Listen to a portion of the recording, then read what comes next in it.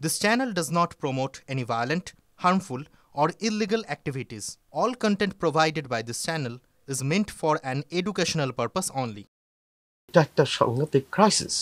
এই সংকট কালে যদি তারা একটু মাথা ঠান্ডা করে অন্যদের দ্বারা প্ররোচিত না হয়ে, এখানে প্ররোচনা দেওয়ার প্রচুর এলিমেন্টস রয়েছে, প্রচুর রকমের রাজনৈতিক দল আছে, প্রচুর সংগঠন আছে, তারা আসবে, তারা বসবে, তারা পরিচালনা করবে, তারা চাইবে তাদের নিজেদের স্বার্থটা প্রতিফলিত হোক। এই করতে করতে কি হবে, তাদের মনটাকে এবং পরিবেশটাকে আরও বিষিয়ে দেওয়া হবে। মাননীয় মুখ্যমন্ত্রী যেটা বলেছেন, যে আশ্বাস দিয়েছেন যে কারোর চাকরি যাবে না, এই আশ্বাসে একটু বুকে জোর আনতে হবে। যে যার মতো করে প্রতিবাদ নিশ্চয় করে, সংগঠিত প্রতিবাদ বুদ্ধিজীবীদের সেই অর্থে নেই।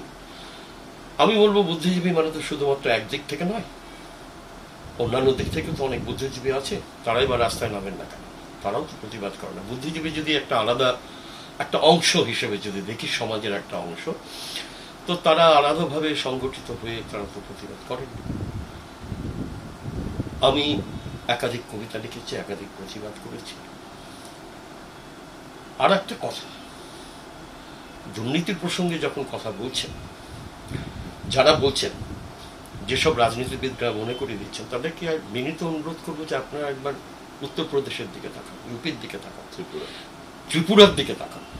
ত্রিপুরায় তো প্রায় 10,000 চাকরি হারায়, যাদের চাকরি চলে গেছিল, তাদেরকে তো চাকরি ফিরিয়ে দেবে বলেছিল, ফিরিয়ে দিতে পারেনি, তার বদলে তাদেরকে লাঠিচার্জ করা হয়েছে।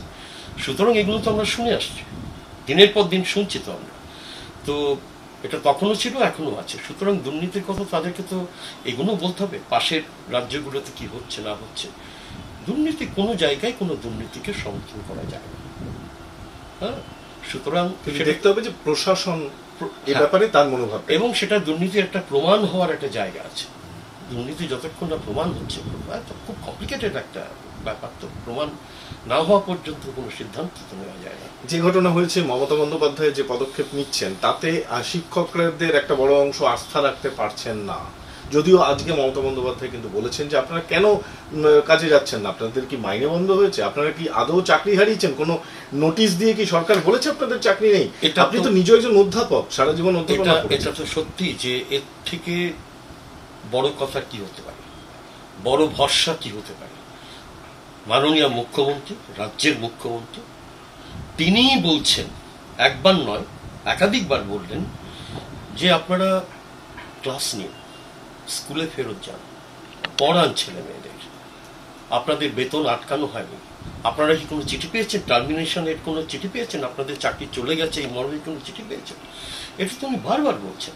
তো এই কথা যে, এবং যিনি বলেছেন, এত বিরাট একটা কথা বলেছেন, এইরকম একটা নেতাজি ইন্ডোর স্টেডিয়ামে একেবারে আগুনের ভেতর দাঁড়িয়ে তিনি বলেছেন, আমি জানি না কোনো মুখ্যমন্ত্রী আর কখনো পারবেন কিনা এরকমভাবে বলতে।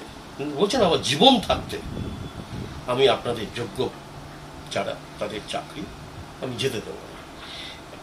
এত বড় ভরসার পরেও কেন যে তারা ভরসা রাখতে পারছেন না, তারপরেও তারা বিভিন্ন জায়গায় গিয়ে আন্দোলন করছেন, এখন আন্দোলন করছেন। কথায় কথায় আন্দোলনের ব্যাপারটা ঠিক আছে, আন্দোলন হবে না কেন, প্রতিবাদ হবে না কেন, নিশ্চয়ই সব ঠিক আছে, কিন্তু যেখানে পরিষ্কারভাবে রাজ্যের মুখ্যমন্ত্রী বলছেন যে আপনারা ক্লাস নিন, আপনারা বেতন পাবেন, আপনাদের চাকরি যায়নি, আমি থাকতে আপনাদের চাকরি যাবে না, এত বড় কথা যেখানে উনি বলেছেন, সেই কথার উপর যাদের ভরসা নেই, তারা আমার মনে হয় কোনো না কোনোভাবে বা অশুভ শক্তি দ্বারা পরিচালিত কিংবা কিছু প্রভোকেশনে পা দিচ্ছেন।